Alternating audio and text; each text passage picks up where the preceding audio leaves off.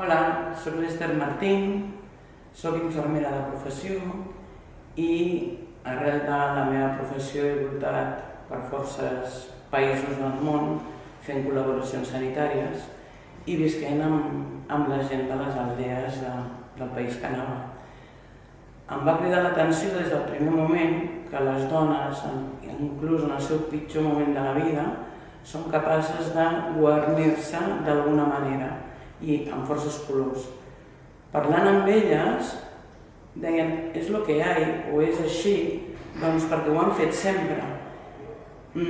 A la Índia, per exemple, quan volia sortir a passejar amb alguna d'elles, sempre em miraven de dalt a baix si no m'havia oblidat el típic mocador que es posen o el sari ben posat, i en general m'he donat compte que no ho fan per ningú, sinó que per elles mateixes. Jo crec que això els dona l'empenta de seguir el dia a dia. A vegades el fet dels guarniments, depèn de si és una cerimònia, per exemple les núvies musulmanes, hinduistes, sempre es guarneixen les mans des de 2 dies abans del casament, o quan són grans festivitats també, sempre que es veu una dona amb les mans guarnides amb henna, és perquè ho ha hagut o hi haurà una gran cerimònia.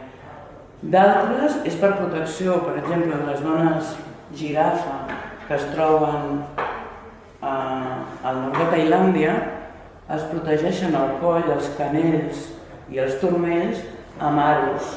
A partir dels 5 anys es posen una argolla i van augmentant cada any posant-se un més.